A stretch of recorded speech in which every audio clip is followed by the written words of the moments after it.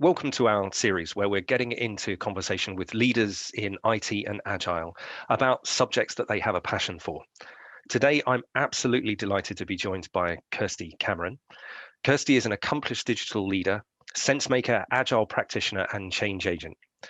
Kirsty has a deep experience leading digital and change programs with a special interest in working at the intersection of people, technology, and ways of working.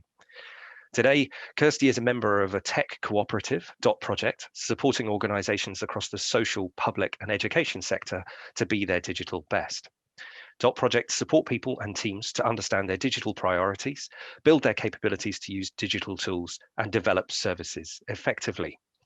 A very warm welcome along to the podcast, webcast, whatever this thing is today, Kirsty. Thank you. It's brilliant to be here. Thank you for having me, Stephen. No.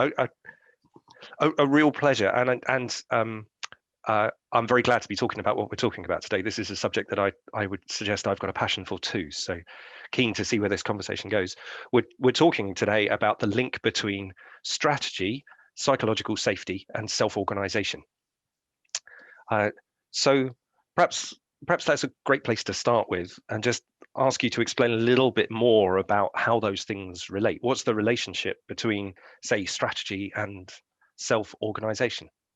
Yep, absolutely. And I think, for me and with the people that we work with, and a lot of the people we work with are very much in the third sector and in charities. So I just say sort of bear that in mind to the context of the experience that I bring. But we talk about the notion of people needing to feel empowered and enabled. And I think that's a really important word, that enabling. And as a leader, you need to be enabling all of this to be able to happen, but to be safe and to have permission to self-organize. But in doing so, how do you self-organize? How do you know what to work on?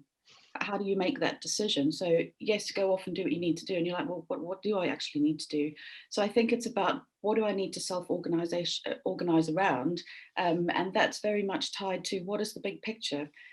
As the organization, where are we going? What are we aiming to achieve? What are we aligning around? And that really is our organizational strategy and vision. So I think, when you say to people, you need to self-organize, feel safe, you also need to make sure that that's in place so that they know, you can answer the question, where are we going? Why are we here? What are we doing? And what are our key drivers?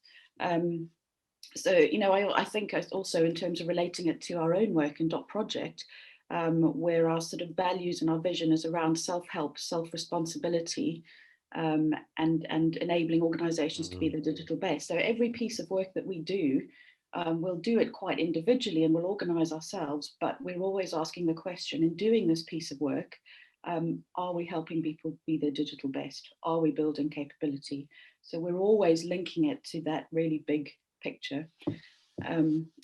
But I think another thing for me on that is linked to this idea of being a leader that enables this to happen.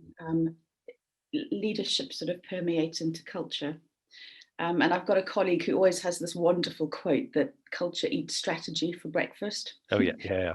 So, there's that idea that you can have your strategy and your vision, but actually, what's your culture like? Because that really becomes the enabler for how people work and are enabled to work in teams. I think it's things like, does the culture allow for teams to feel empowered to self-organize? Does it allow for them to test and learn and iterate? And those lovely agile sort of principles. But I think another important question for me is, does it allow for people to fail? And that's the really big one.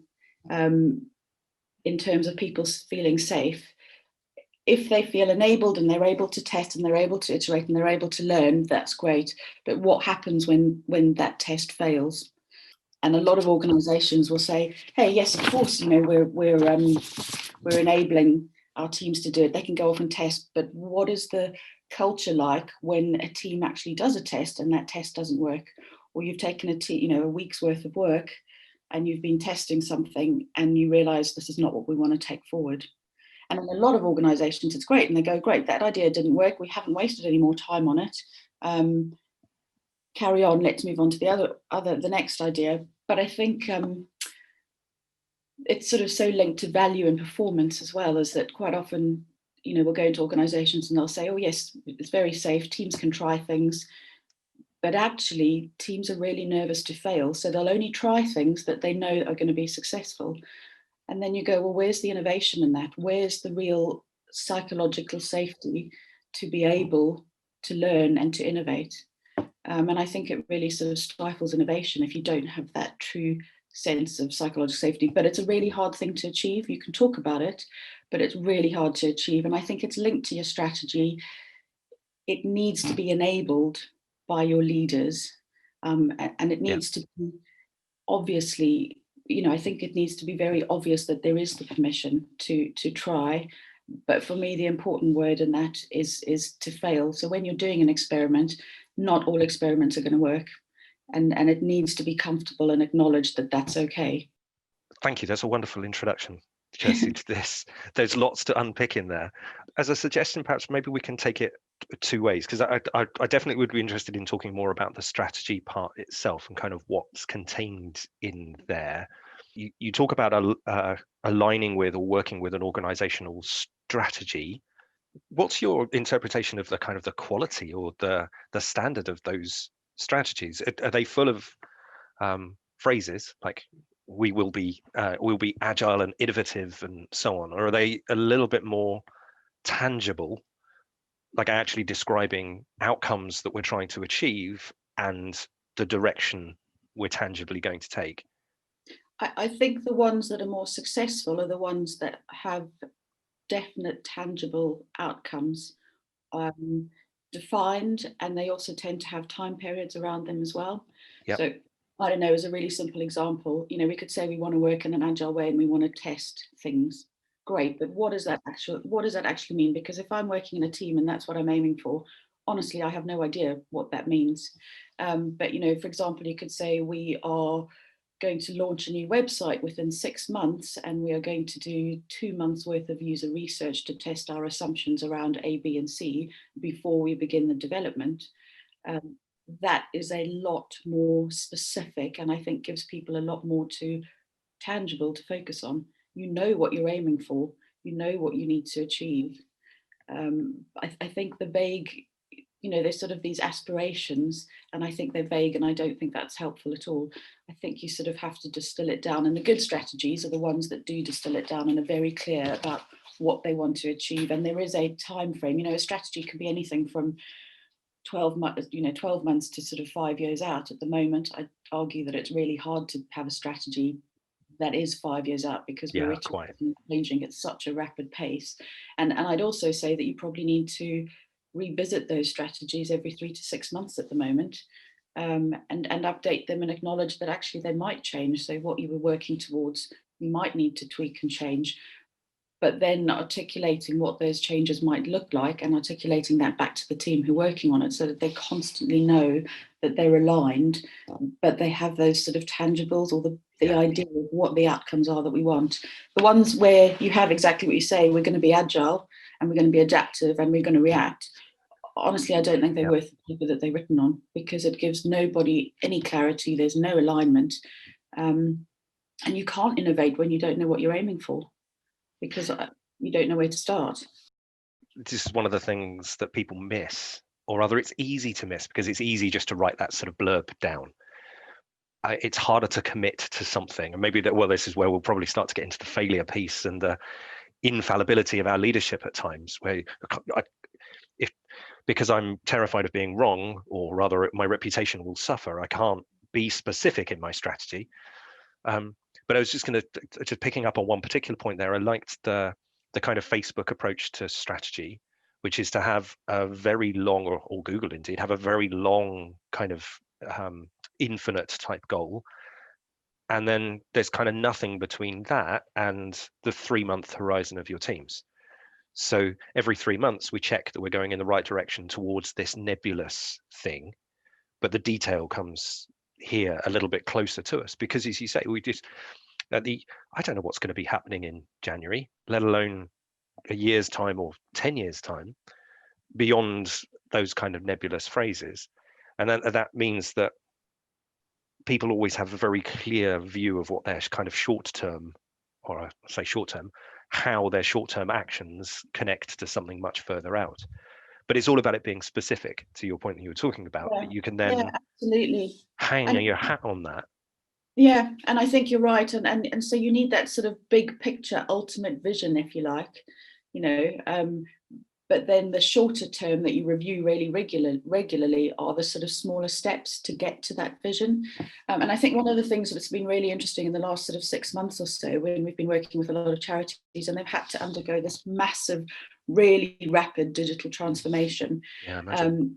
They've always had this overall goal. So, you know, I am helping their service users, say I'm supporting families as the ultimate goal. And they've always worked towards that. Then COVID's hit, suddenly they've had this massive increased need on their services. They've had to transition their services online. They're using loads of different tools. They're introducing new tools and new tech. Their whole teams have had to work in different ways.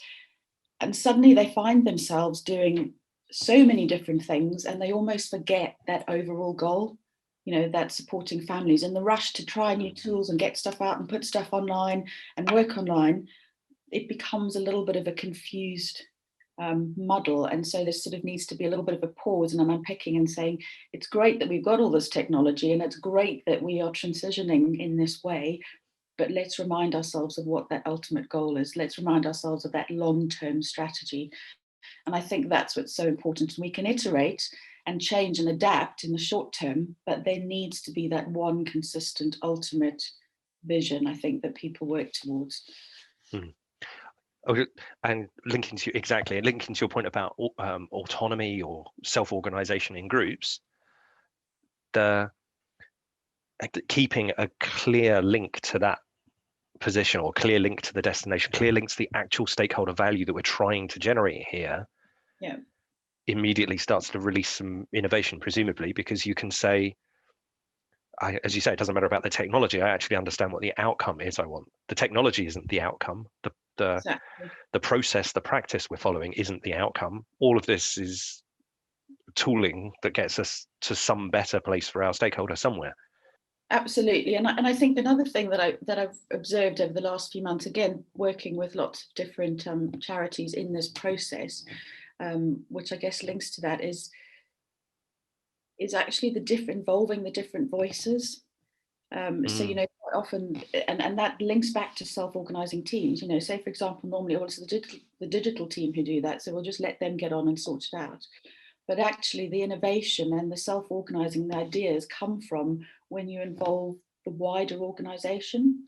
And I think that's sort of quite an interesting principle in Agile anyway, is that kind of like diverse team around any Agile project, because it's those diversity of voices that really add to the innovation. So everybody's self-organizing, but if you're able to draw in different voices, I think the innovation is something that's really interesting. And then you sort of we need to move away from working in silos. I think it's really tempting to work in silos.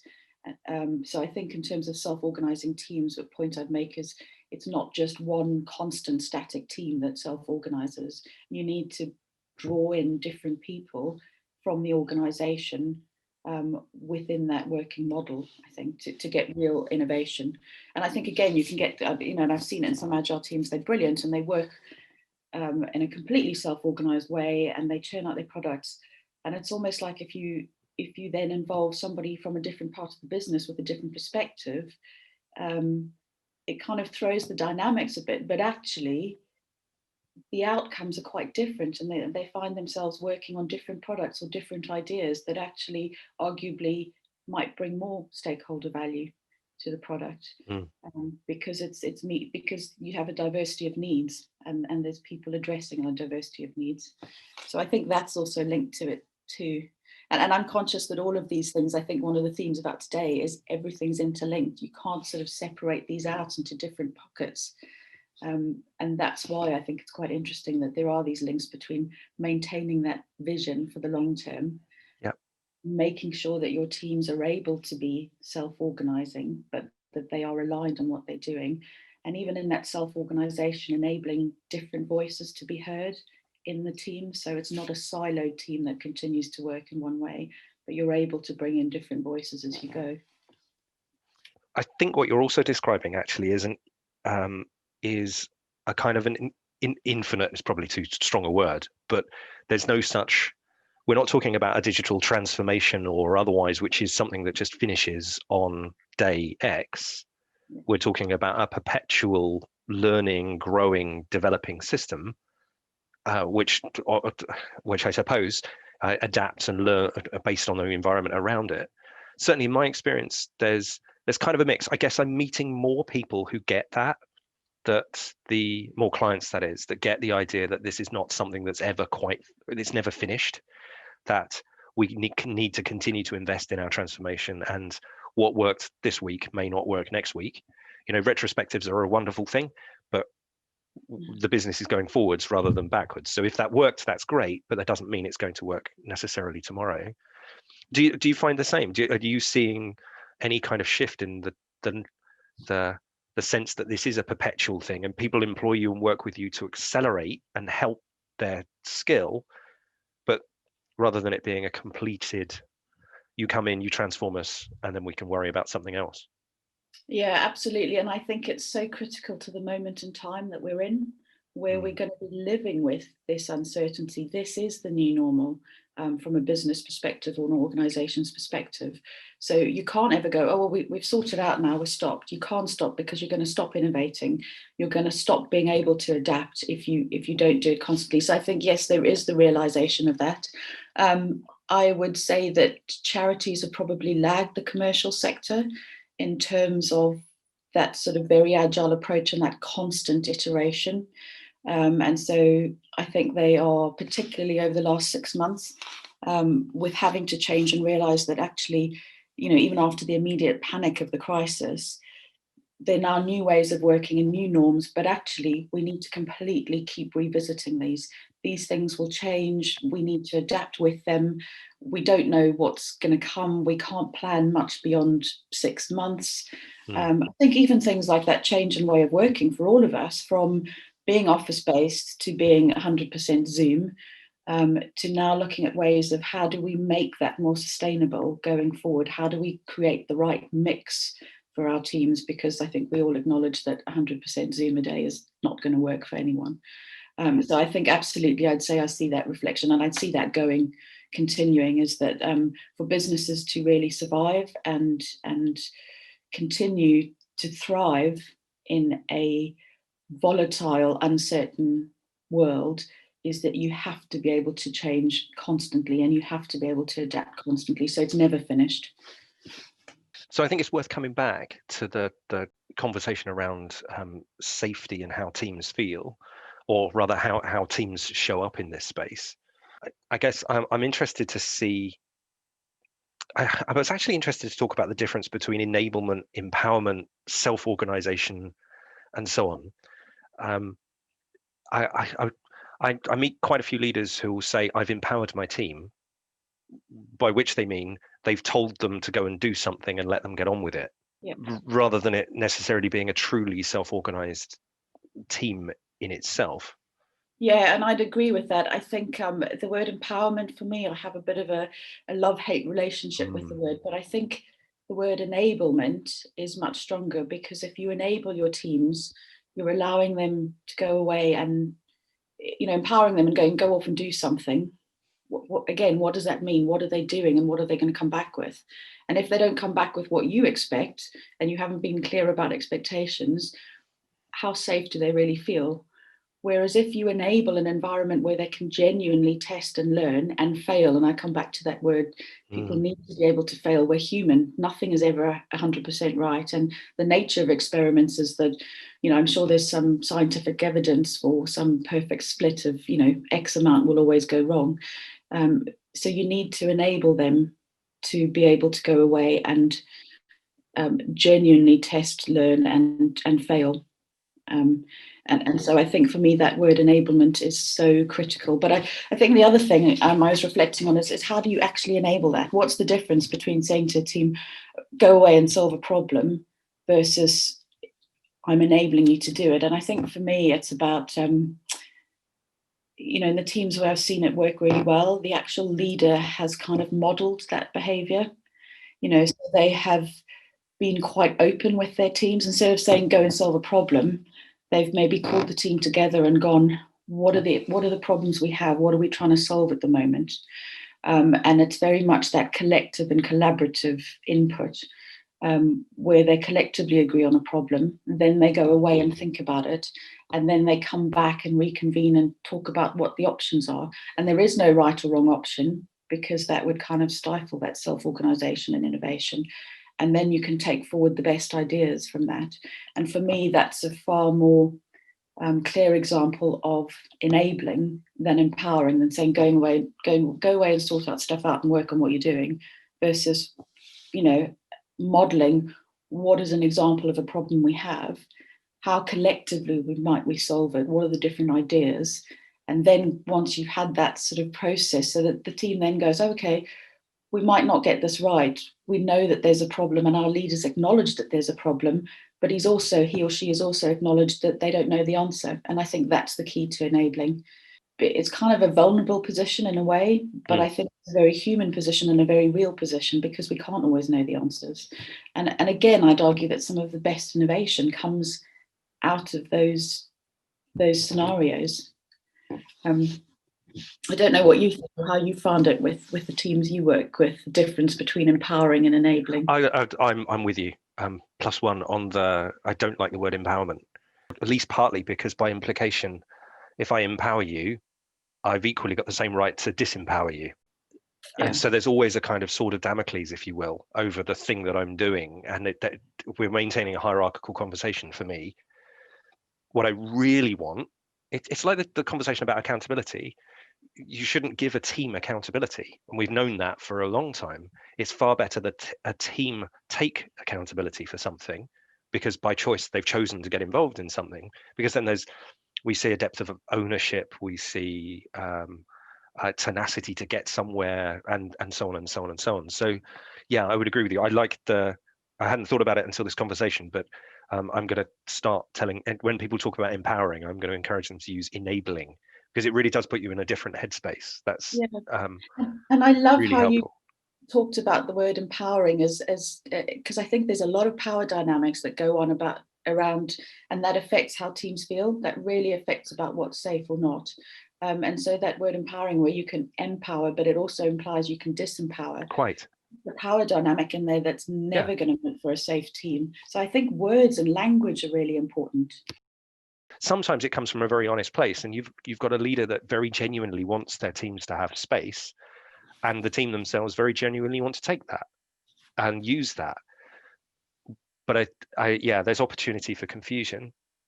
One challenge I've found, though, and this is alongside, let's imagine that we're really clear about strategy. So we're at least in the sense of, we're very clear about who our stakeholders are and what value is for those stakeholders.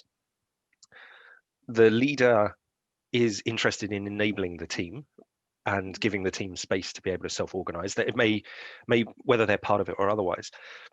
The thing that I'm meeting a lot is skill at this point.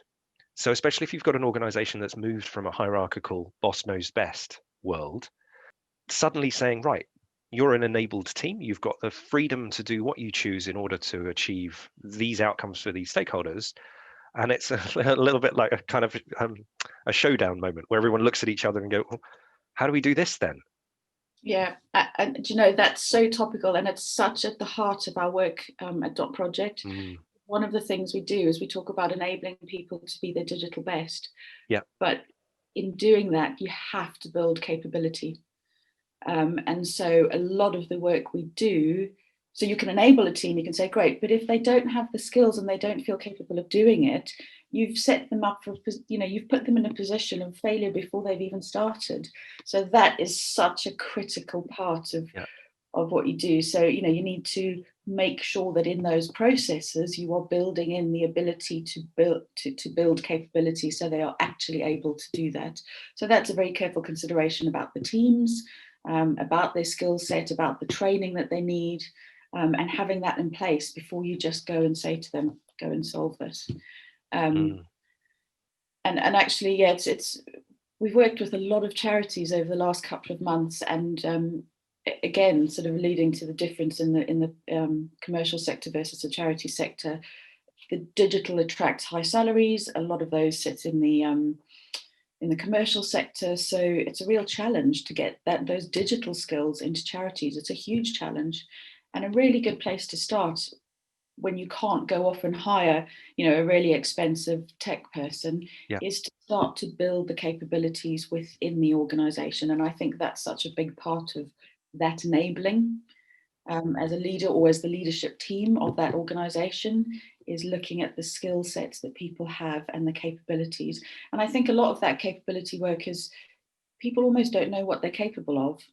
And until you help them, guide them, mentor them into those roles. So, for example, we do a lot of workshops and mentoring around user-centered design. And actually, the people in the organization know their users so well, they know their business so well, they're incredibly passionate about what they do, and actually they want to learn more and do more. So all you need to put in place is kind of the mentoring to show them the process, and they pick it up and run with it. But I think that's so critical, Stephen, that point that you brought up about the capability and the skills.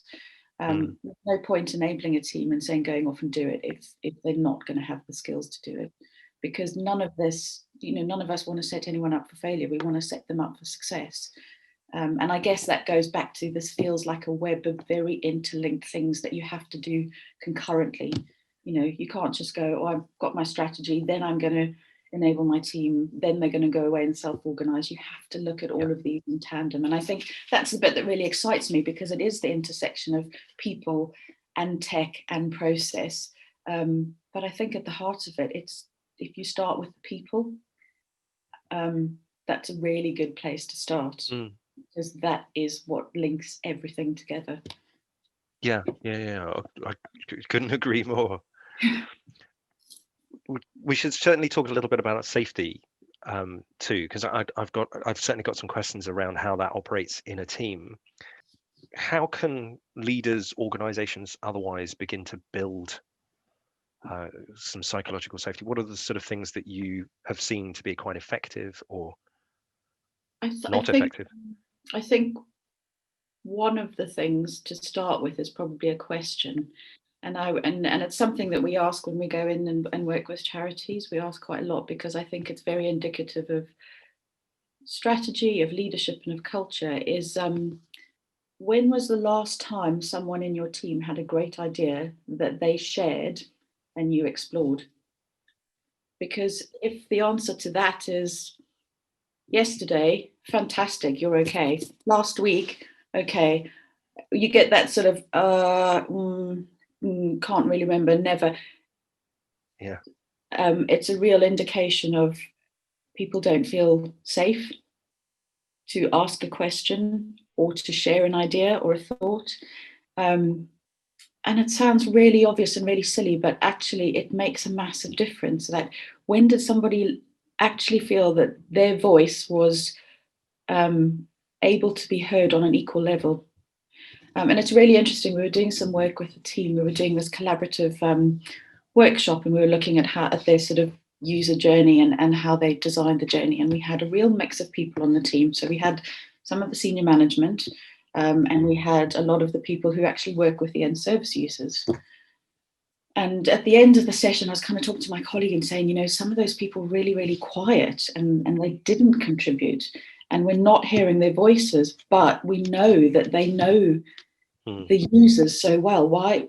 And we're not getting what we need. And we kind of went back at an individual level to sort of question it. And it emerged that actually, because the senior manager was on the call, they did not feel comfortable voicing their opinions. They didn't feel that their opinion, I think they didn't feel safe, and they didn't feel that maybe their voice had equal measure to their senior manager. And so that's what I mean about creating real psychological safety. Once we worked through that and we got over it, the ideas that those people had were absolutely genius and brilliant, and moved the work that they were doing collectively on massively. And there was and equally, the senior leader wasn't even aware and wasn't doing anything, but it was just this sort of unspoken power dynamic. And you sort of have to pick those dynamics to really enable that space. And I think for me, it's very much about equality and recognizing that every voice is valid, you know. So you might not be the senior leadership team, you might be Joe Blogg's, you know, junior developer, but your voice is valid and your idea is valid. And I think, yeah, so how to go back to your original question, how do teams start to tackle this? Ask the question, when was somebody's idea in your team heard and kind of acted on? I think also ask the question about, you know, how do you want to be as a leader? How do you want to be in your team? What kind of relationships do you want to have in your team? And then I think simple things like modeling. I was reading a blog, and I think it was the head of data for the Bank of England. Yeah. And he was saying that he wasn't sure how much how much flexibility he had in his role. So he thought he'd sort of shake things up a bit and try things, because he wanted to change things, but he didn't know how to do it, and he didn't have all the ideas. He knew that there were some issues, so he started by inviting his entire team into the management meetings. And of course, at first, everybody came every week, and he said, like, within a few weeks, people dropped out because they realized they were really quite dull and they weren't that exciting. And they weren't missing anything, but they felt included, and they felt that they could be heard, and they were part of the process. And then the other thing was, I think he said, you know, what's wrong, what's not working, to the entire team, come to me with your suggestions. And he said, I got a load of probably fairly rubbish suggestions, but I got a load of really interesting suggestions. And some of those we've taken and implemented, and we can see, you know, the productivity's increased, or we can see the positive value from it. So again, I think it's about kind of modeling that it's safe to bring your ideas, and that those ideas will be acted upon. Mm. The subtext, if I may, and please disagree with me if you do, that I guess I've got a slightly mixed relationship with psychological safety as a thing, in the way that it's interpreted. So not for a second do I say that people being able to speak their mind is a bad thing, but I've seen some kind of overzealousness, let's say, in some groups, where we're so fixed on the idea that everyone can speak their mind or should be able to speak their minds that we worry deeply when people don't speak up in meetings. Where I think that question you asked in there about what kind of team do you want, and being conscious about it, I think that's perhaps where some of the gap is. If we say that we just want a psychologically safe team, we ignore. So COVID is perhaps a great example. If I've got a team of people and we're worried whether or not they feel that they can speak up in the meeting, normally our horizon when we're thinking about that is the behavior of the leader. But if we imagine that the spouse of one of the people in the room has just lost their job through COVID, it's that person's safety in that meeting presumably it's going to be affected by external factors too. So I'm not going to speak up and really say what I think because one of us has got to keep our job, for example, or I'm trying. There's a lot going on. I'm not being particularly articulate in my question, but no, I do know what you're saying, though. There's a lot. It's not black and white, and I think it'll be very different per organisation as well, because it is a reflection on culture as well. And I think that that's that important thing about asking the question about what kind of relationship do you want in your team. What works in one team is not going to work in another team. Yes. And I think it's also about that. You know, at a very simple level, it doesn't mean that everybody has to speak in a meeting. It's about understanding the team. Some people won't speak in a meeting and they will send you an email afterwards, or they'll have a chat to Joe at the coffee machine. So I think it's about really, understanding the deeper dynamics of the team and what works for that individual team, and allowing that feedback in whatever way, shape or form works for that person and that team. But equally, I acknowledge that there's a lot of subtext. It's a bit of a grey area, and there's always a lot going on beyond work for anybody. So, you know, how you're feeling one day and what you're able to share is maybe not what you're feeling another day, and there needs to be some sort of sensitivity around that, so that, you know, you're not prodding people for sharing and adding to things when actually that day and time is not the right place or time for them. So, and I guess it goes back to my thing about people and putting people at the heart of things, and the relationships you want to have in your team with people, it's important to be aligned. It's important to acknowledge where they are in their journey and where they are in their moment. And I think, like you said, it's a work in progress. Again, that piece is never finished. It's continually evolving. Thank you very much, Kirsty. I've really enjoyed the conversation through digital strategies, psychological safety, through to self-organization. And I think we've maybe tackled or challenged a couple of myths in there as well. Let's outlaw the word empowerment and replace it with enablement everywhere we go from now on, at very least. Brilliant.